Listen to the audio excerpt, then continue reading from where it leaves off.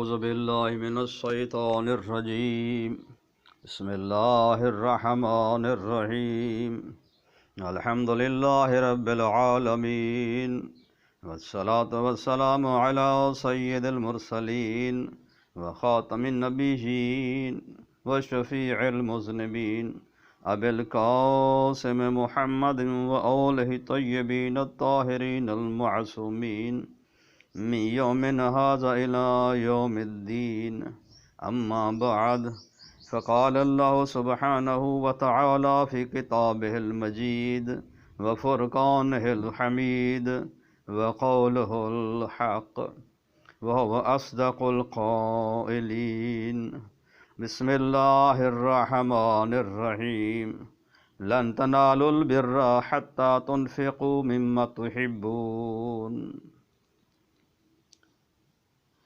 اللہ تعالیٰ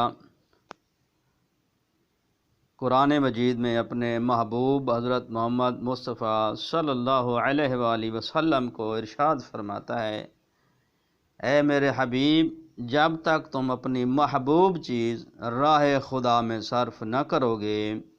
ہرگز ہرگز نیکی نہ پاؤ گے۔ اس سے معلوم ہوا کہ اللہ کی راہ میں مال کا خرچ کرنا سب سے بڑی نیکی ہے۔ قرآن میں بہت سی آیات ایسی ہیں جن میں فی سبیل اللہ کی راہ میں خرچ کرنے کی طرف توجہ دلائی گئی ہے، اور متقین اور پرہیزگاروں کی جہاں اور بہت ساری صفات بیان ہوئی ہیں ان میں سے ایک یہ صفت بھی ہے، جیسا کہ اللہ تعالیٰ اپنے کلام میں ارشاد فرماتا ہے، ذالک الکتاب لا ریب فیہ ھدی للمتقین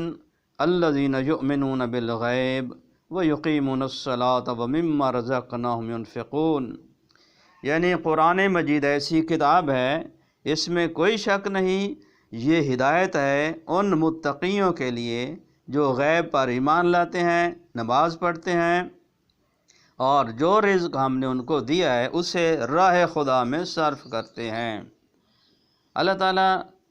سورہ منافقون میں ارشاد فرماتے ہیں، یا ایھا الذین آمنوا لا تلھکم اموالکم ولا اولادکم عن ذکر اللہ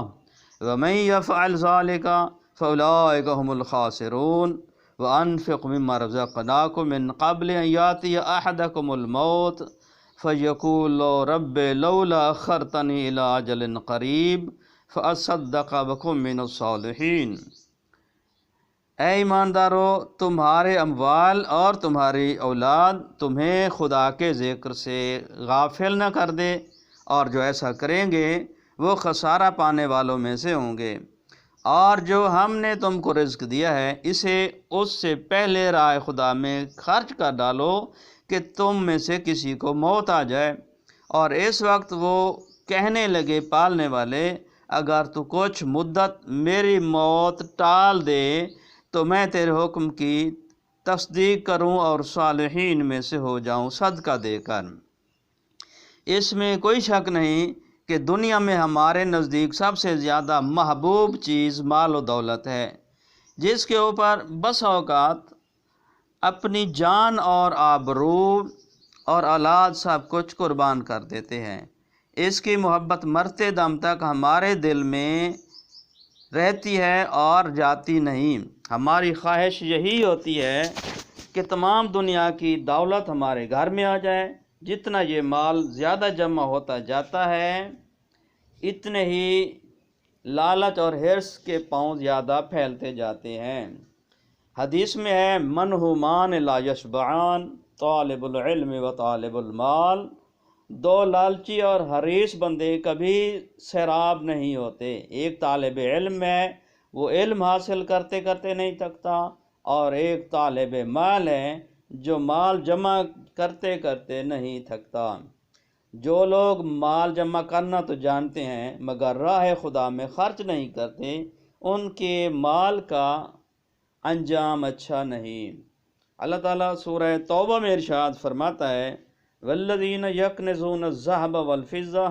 ولا ينفقونها فی سبیل اللہ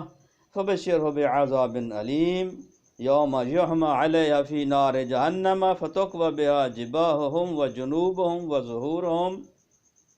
ھذا ما کنزتم لانفسکم فذوقوا ما کنتم تکنزون۔ اور جو لوگ سونا چاندی جمع کرتے ہیں اور اس کو راہ خدا میں صرف نہیں کرتے تو اے رسول ان کو دردناک عذاب کی خوشخبری سنا دو، جس دن وہ سونا چاندی جہنم کی آگ میں گرم اور لال کیا جائے گا، اور پھر اس سے ان کی پیشانیوں اور ان کے پہلو اور پیٹھ کو داغا جائے گا، اور ان سے کہا جائے گا یہ ہے وہ جسے تم نے دنیا میں جمع کر کے رکھا تھا۔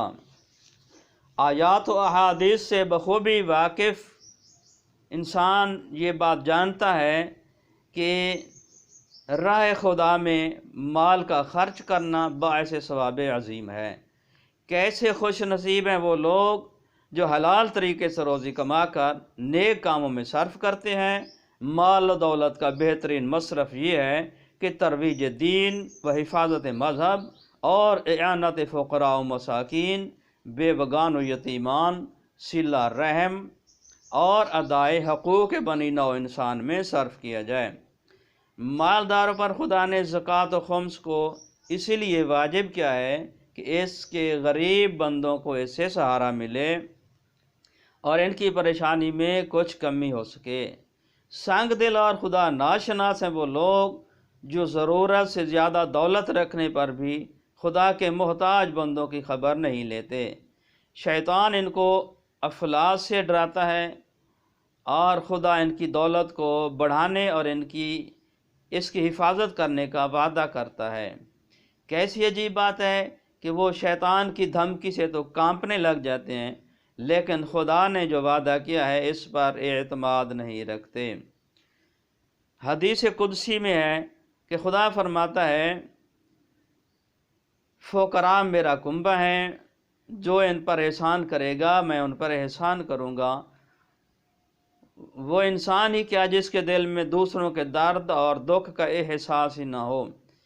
اس مواسات و ہمدردی میں ہم کو اہل بیت علیہم السلام کی زندگی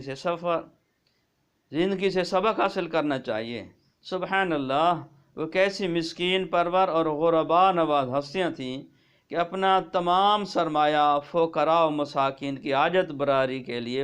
وقف کر دیا تھا۔ وہ خود بھوکے سو رہتے تھے، لیکن یہ گوارا نہ تھا کہ ان کے ہمسائے میں کوئی بھوکا سو رہے۔ امیر المومنین علی ابن ابی طالب علیہ السلام ارشاد فرماتے ہیں کیف اشبع وحولی بطون غرصاء، میں کیوں کر شکم سیر ہوں در حالانکہ میرے گرد کچھ بھوکے ہیں۔ ایک دوسری جگہ حضرت ارشاد فرماتے ہیں کہ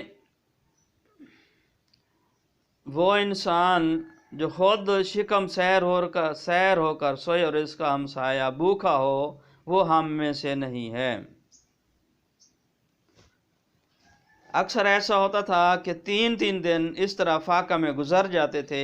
پیٹ پر پتھر بندھا ہوتا تھا۔ آغاز اسلام میں اس کی اساس کی مضبوطی کے لیے 2 چیزوں کی سخت ضرورت تھی، ایک شجاعت، دوسرے سخاوت۔ شجاعت سے کفار و مشرکین کے شر کو دفع کرنا تھا اور سخاوت سے نادار مسلمانوں کی مدد کرنا۔ ان دونوں ضرورتوں کو بہترین صورتوں میں اہل بیت رسول اکرم صلی اللہ علیہ وآلہ وسلم نے پورا کیا۔ حضرت علی علیہ السلام کی ذوالفقار ابدار سے کفار مشرکین کی طاقت کا کلا کما ہوا اور سلطنت اسلامی کی بنیاد قائم ہوئی، اور ان کی عدیم المثال سخاوت سے ان محتاج اور غریب الوطن مسلمانوں کو کھانے کپڑے کی مدد ملی جن کا کوئی پرسان حال نہ تھا۔